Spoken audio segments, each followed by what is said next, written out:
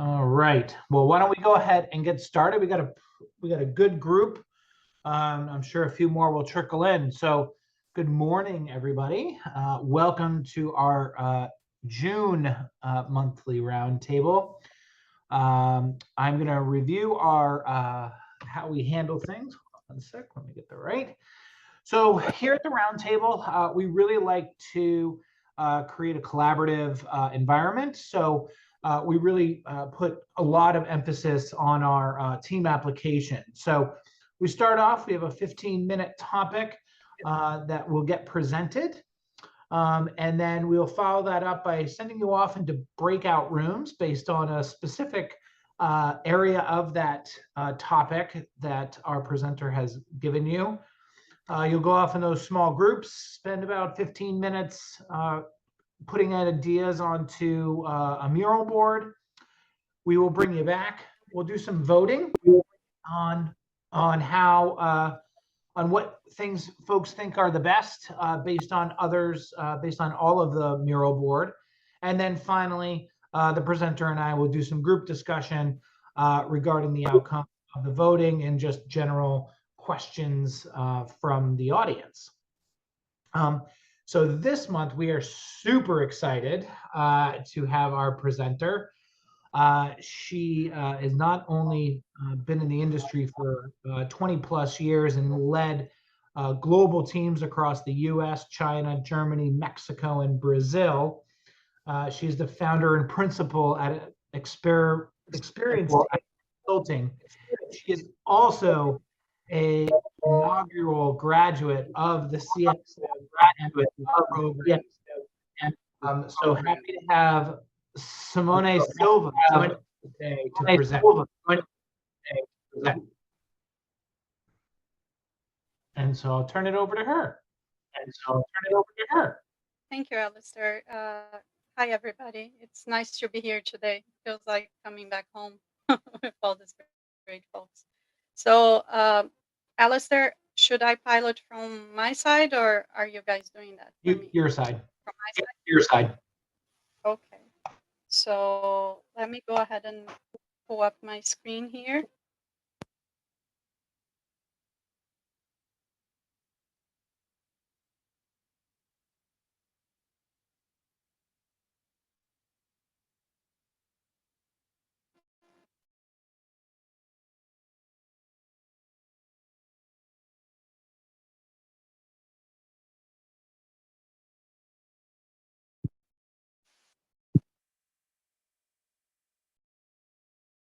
All right.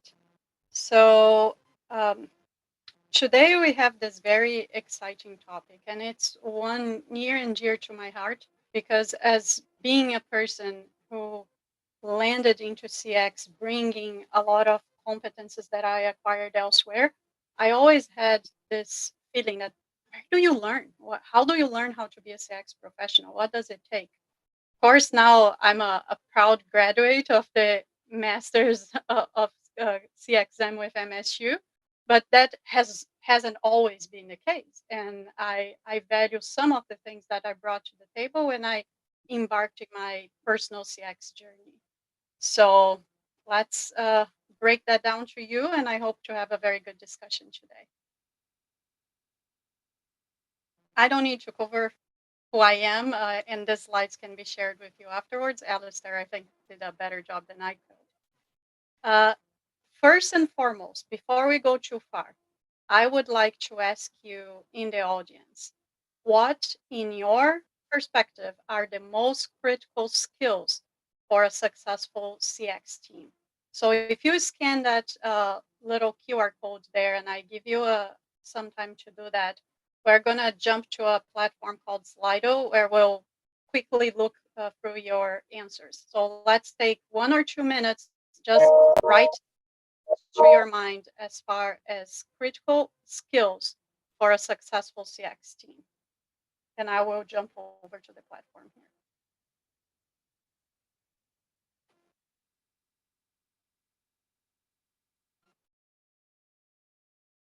I like how it's building. So you can see their curiosity, influence.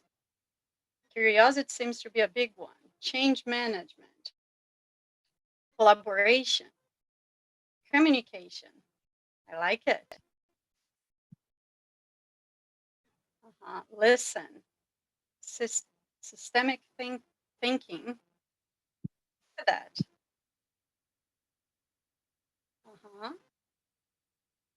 30 more seconds.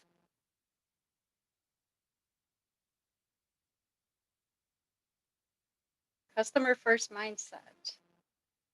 Influencing. Change management. Problem solving.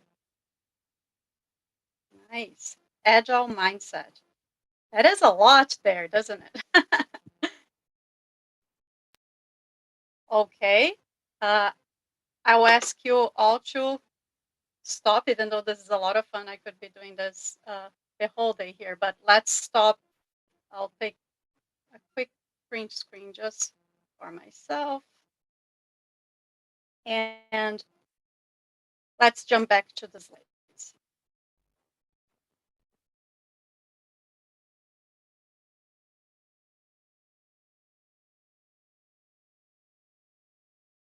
Come on.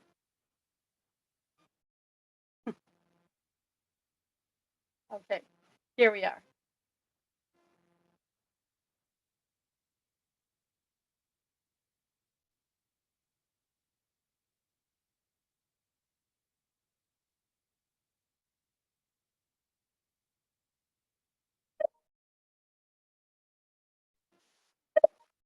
Not a very patient person.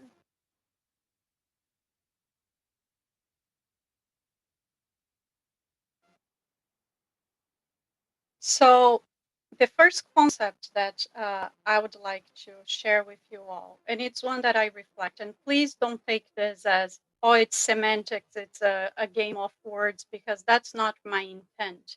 But I think behind the meaning of those two words that are there on the screen, that is a lot that we can think about. It's not common when we are in the field doing work or interacting with peers, interacting with solutions providers. People keep bringing up this capability. You need to grow your capabilities. You need to have additional capabilities. But having the capabilities in itself does not solve anybody's problem, doesn't make you better, doesn't make you more competent. So I think that is a difference there between having the ability to do something, which is the having that capability, and doing that something very well with a focus in an outcome that you expect to get and performing and delivering towards that outcome. So keep that thought in mind, because we're going to need it for our breakout session. So here is another concept I would like to share, and it's getting more into the framework for today. So when it comes to competence building, I just said capability is different than competence.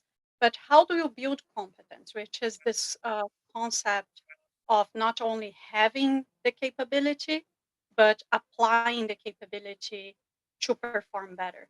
So I believe we need to focus in three areas to build competence.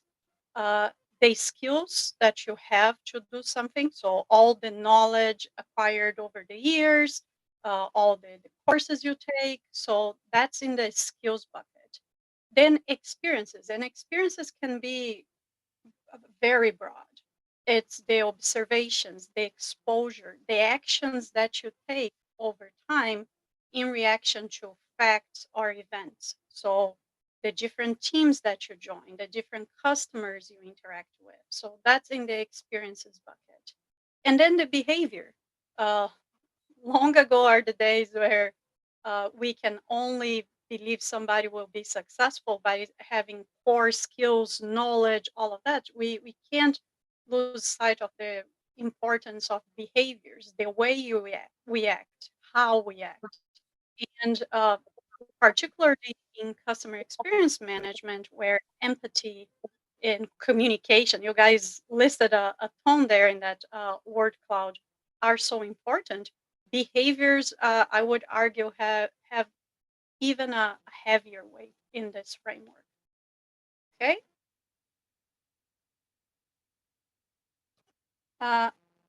So here I listed, and that's by no means a definitive list, but it's my proposed core competences for CX. When I reflect on all the elements that make a CX program successful, I think about the competences that make that program robust, that make that program sustainable and scalable for various sizes of teams or enterprises. So if you look there, we have five core competencies on the screen.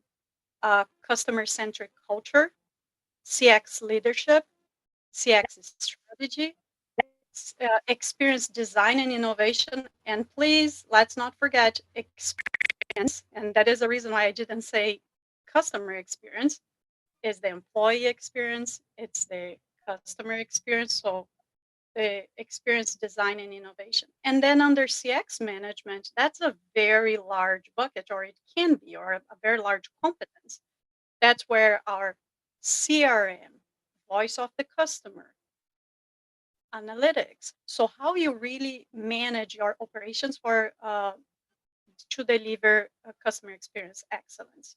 So I propose those as core competences, and I make a proposition that in every CX role out there, you need to be looking for how a candidate, how a person demonstrate or has experience and demonstrates the skills, applies the skills, demonstrate the behaviors, has experience in those core competences. I hope that makes sense, and will solidify that concept in the breakout. Before we go to the breakout, I wanted to give you some inspiration here. I started our talk today saying I landed in CX, like many of you, coming from a different career path.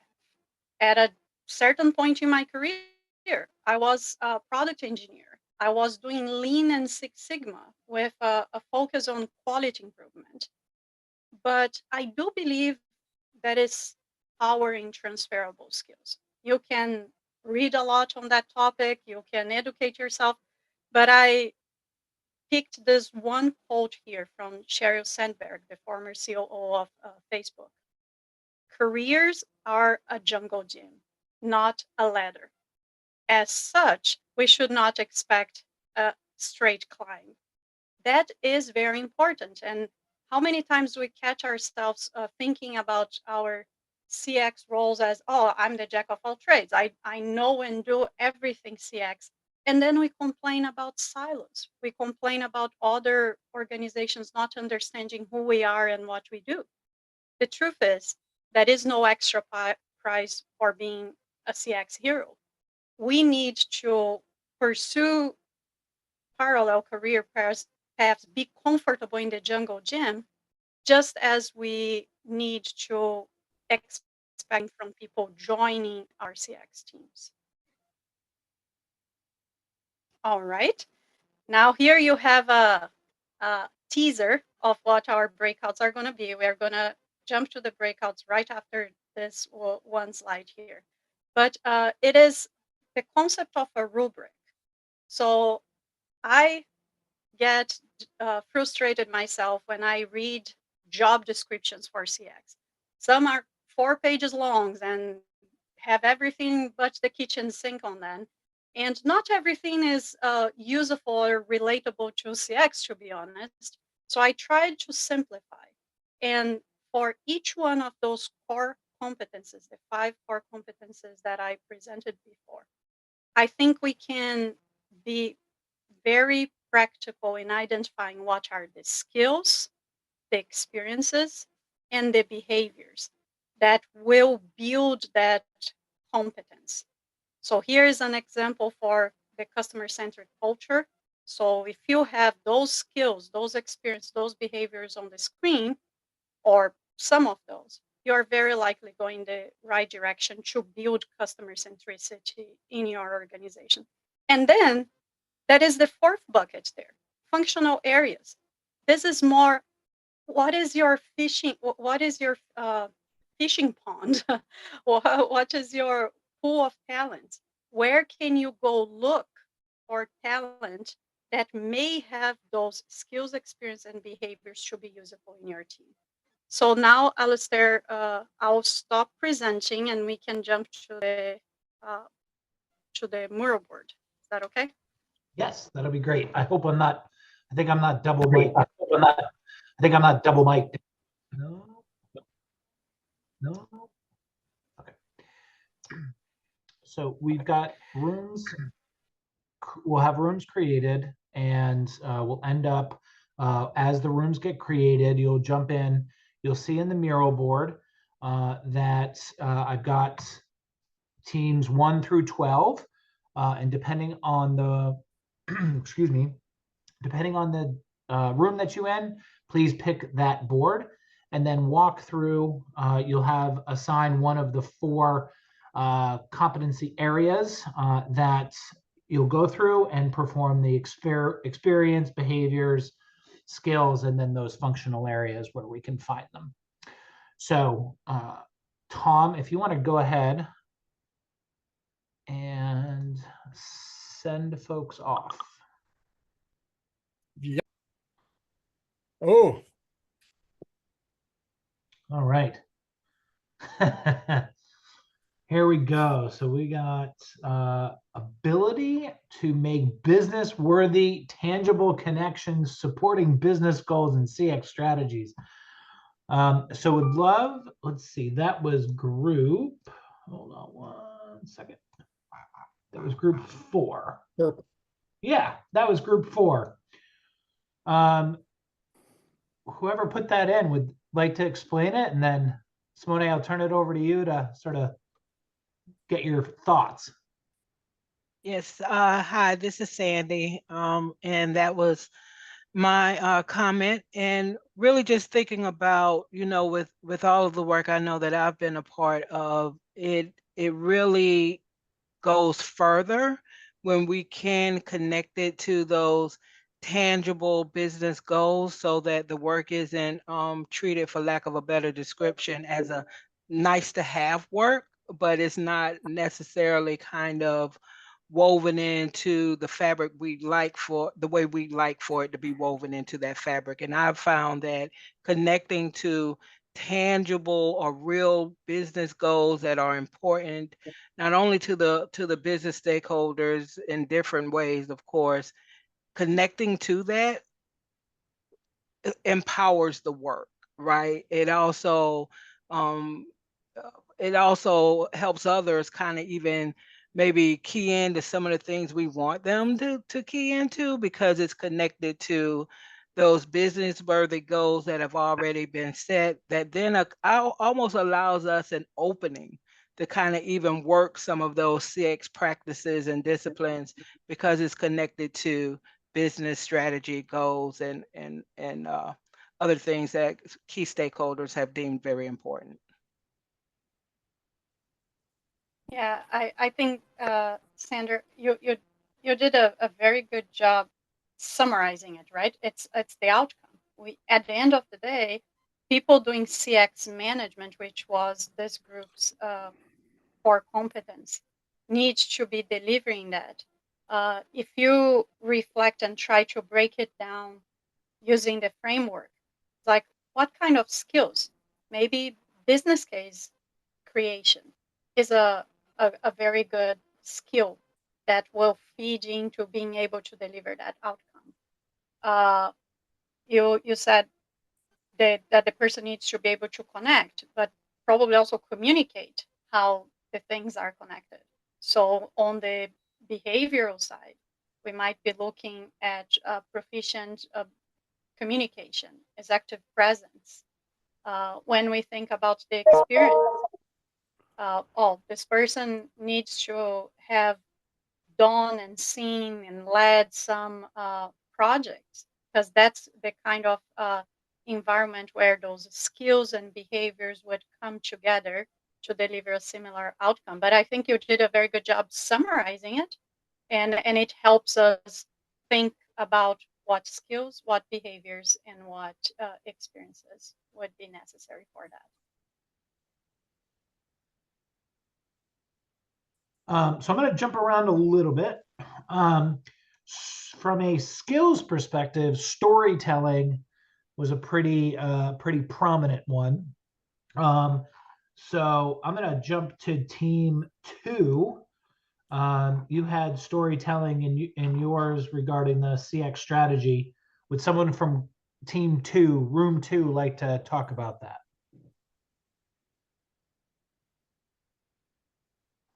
I would. I don't mind talking about it. So storytelling, we were discussing how bringing the customer into the room, when you're making business decisions, you're around a conference table, but if you can tell a story of one customer's experience and, the value of customer experience to that one customer, it's more compelling than, say, talking about data without sort of bringing that personal story into the room. So with regards to CXM, we thought storytelling is incredibly important. Yeah, I Keith, couldn't agree more, Rachel. So, I mean, from a CX standpoint, I mean, being able to take another customer's story and relate it, right, to your other prospects, customers, pays huge dividends, right? There's nothing better than being able to either show success or even failure, right?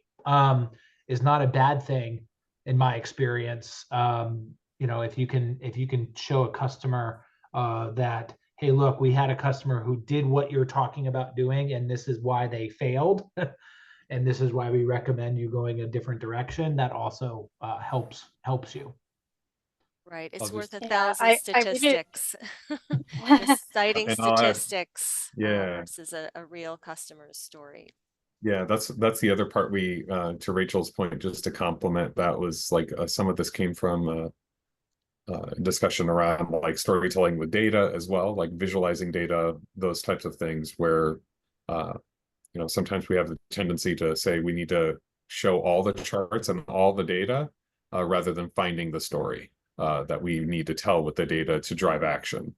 It's like, oh, we'll just put it all in front of them and they'll make a decision. No, they won't. It goes back to this basic UX principles of if you give them too many options, they choose none. So it's about finding the right story.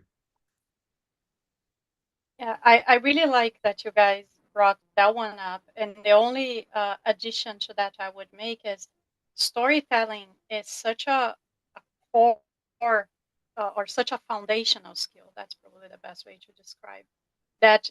It's necessary to build competence in all the 5 core competences.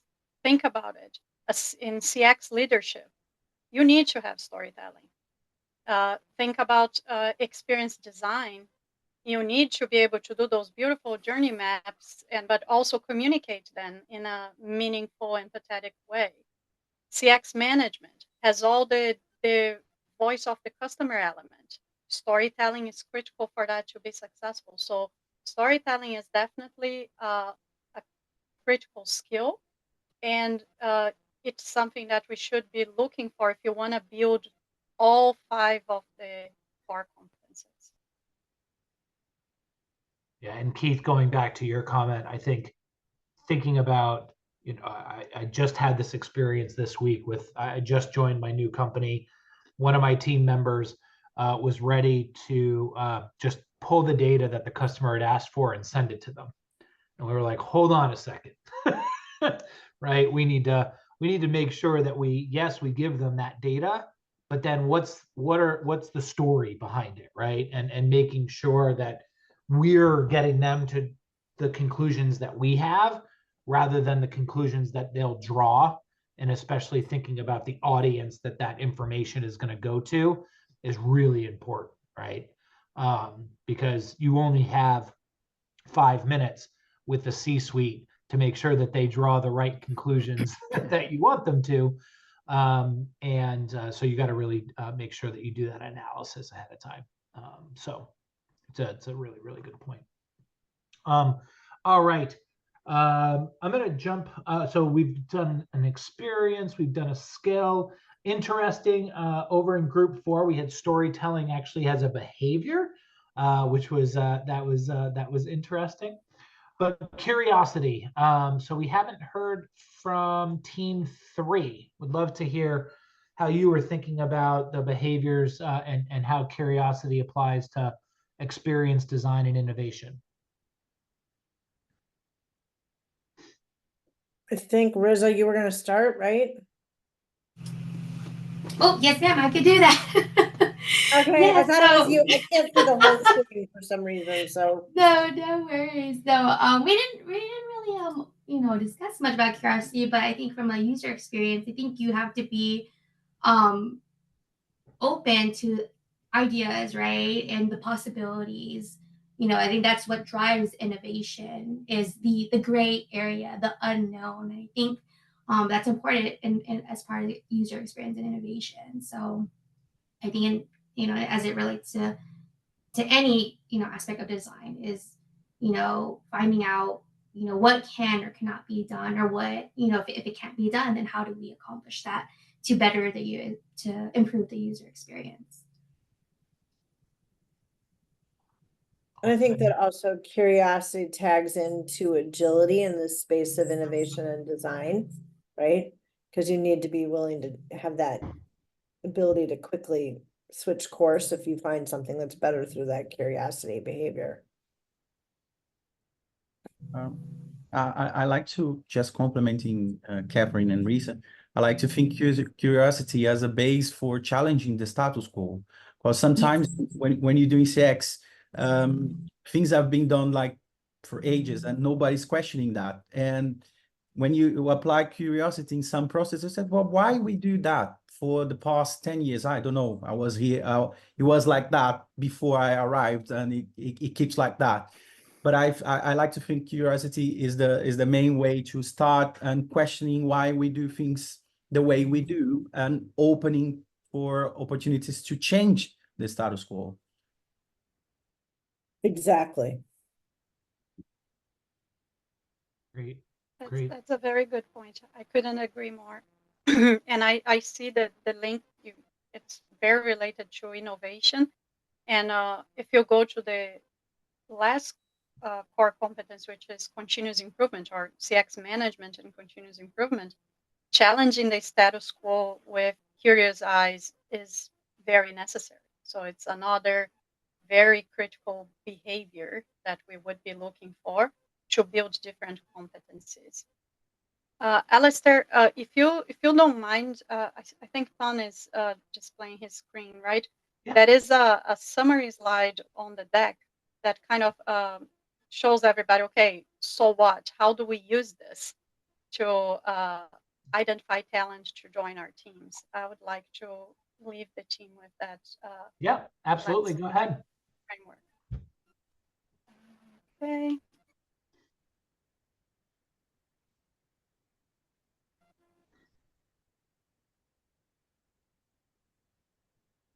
So it's probably pulling up there. This here is one example. So the exercise we just did together was a rubric for each one of the core competences.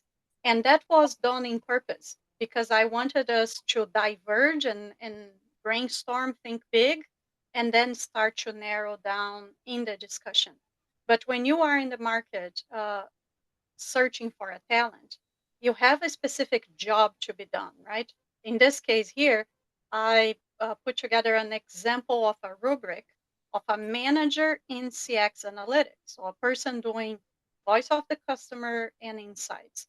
So you see our 5 core competences are listed there, and the argument here would be that for every CX role, you would always be looking for skills, experience, and behaviors that are a part of each one of those core competences. But what changes between one role and another role is what skills, what experience, what behaviors, and in the case of the skills, to what degree, basic, proficient, mastery. So I like to see this as a very simple framework to build robust job descriptions, to identify talent to join your team that have exactly what you need for them to succeed and perform well in those roles. And don't forget, we have that last column on the right, sorry, which is functional areas. So what are the possible feeder pools that we would be looking at to attract talent to our organizations for a role like this? So take it with you. It's just a suggested framework, but I hope it helps take some of the bias away of defining core competencies for your CX teams. I have a question. You have Sure. voice of consumer and insights in parentheses. Can you say more about, I'm curious, can you say more about whether that's, in your view, why it's in parentheses, or what, how it relates to CX? This was, and it will vary from company to company. It will vary from the scope that you have. I don't think that is a one size fits all. So in some companies, and that was the reality that I dealt with. We had separate teams insights for pre-purchase, shoppers journeys, market insights, and we had a VOC team. So I put an example together here of a medium-sized company that has a manager of all CX analytics working across the entire journey, pre-purchase and post-purchase, and that manager has responsibility for all VOC and insights. That's the only reason. It's because we wouldn't have a whole job description listed here, just to clarify what kind of CX analytics we would be talking about. Does that help, Rachel? Yes, because, others might just put it under a skill, but I liked that it was up top, because I almost think you cannot carry out CX without market research. Yeah. So, okay. Thank you. Well, thanks, everybody. I'm going to turn it over to Tom here real quick. Tom's going to introduce our July presenter. Simone, thank you so much. The framework was great. I'm actually just starting to do career pathing with my team, building it out. So that will be super helpful. And just make sure that career planning includes participation in the master's degree at Michigan State University. I'm pushing it, Tom. Trust me, I'm pushing it. We're as Simone and any other students and attendants can attest, the program is invaluable, and we're now accepting students for the fall intake. But next month we feature Susana Esteban, who's works with Hewlett Packard in Spain, and she will be speaking on a really important topic. Emotions don't get enough discussion in the field of customer experience, despite the fact that as consumers, we make decisions about experiences based on the emotional outcome that the experience is going to bring us. So we're looking forward to that. Also, I think you guys are all aware, since you're all on my mailing list, that CXM 360, our in-person conference at Michigan State University, is going to be held on October 8th and 9th. You will be getting further information about that in the next couple of days. So I encourage you to register soon and take advantage of the early bird pricing for the conference. It's unlike no other conference in the CX world. It is not vendor driven. It is not dominated by vendors. It's designed with practitioners like you in mind. So please plan on attending CXM 360. But with that, I'll just hand it back over to you, Alistair, to any departing comments. No, thank you. participants. I thought this was a great session. Super important to be thinking about. So, Simone, thank you again for the presentation, and we look forward to seeing everybody next month. We're at the same time, 10 a.m. Since Susanna's in over there in Europe. So we've adjusted. So thanks everybody. Have a wonderful rest of the day and a great weekend. Bye-bye. Bye-bye. Take care.